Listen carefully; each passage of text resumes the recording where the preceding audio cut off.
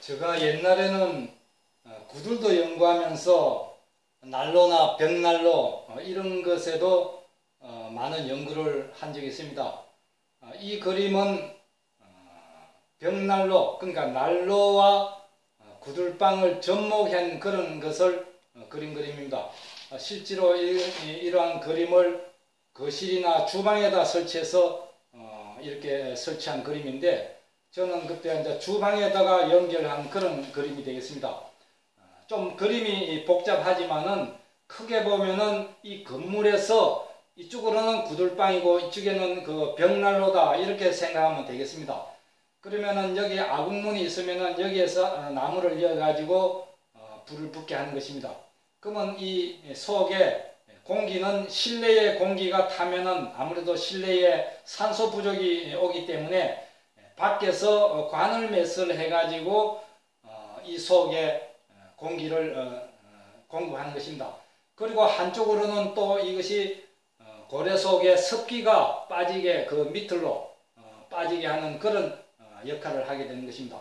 그래서 이 난로에서 떼는 그 연기는 일단 이 분해미를 올라가 내린 뒤에 옆으로 이 연기는 주로 구들방으로 들어가 가지고 굴뚝으로 빠지겠지만은 이 주방이나 거실에서 방 높이가 그렇게 높이 나오지 않기 때문에 이 그 연기가 100% 이 구들방의 그 마지막에 설치한 굴뚝으로 빠지지 않는 것입니다.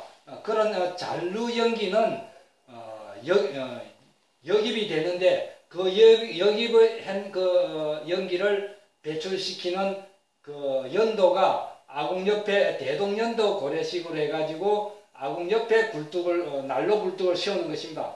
그래서 일단 나무가 타면서 발생하는 가스나 연기의 많은 양은 구들방으로 일단 들어가가지고 구들방에 설치한 굴뚝으로 배출되는 것이고, 또 이 높이로 인해 가지고 아궁 밖으로 내치는 그런 연기는 잔류 연기는 대동연도식으로 해가지고 아궁 옆에 굴뚝이 일반 벽난로나 난로의 굴뚝까지 하나 만들어 가지고 그쪽으로 이렇게 연기가 빠지게 해야 실내에 연기가 새지 않는 것입니다.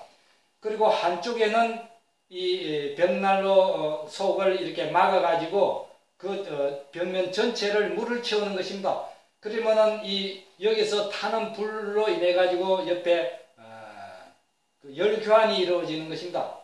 찬물이 뜨거운 물로 이렇게 교환해지는데 이 물을 햇달을 장치해 가지고 주방 같은 데는 전체가 바닥 난방을 할 수 없기 때문에 그 싱크대 밑에라든지 사람이 많이 거처하는 밥상 밑에라든지 이런 곳만 어느 정도 한 두 평 정도의 면적을 데울 수 있는 자연순환으로 해가 데울 수 있는 그 온수 장치를 하면은 이 난로 하나 가지고 난로의 그 복사열도 이용할 수 있고, 또 여기서 난로 속에 타는 열기, 많은 열기가 구들방으로 들어가 가지고 전도되는 구들방의 그 난방도 담당할 수 있고, 또 일부분 그 거실이나 또 주방에 전체를 난방을 안 한다 하더라도 일부분 정도의 그 온수 강제 순환, 그러니까 여기서는 모달을 달지 않기 때문에 자연순환이기 때문에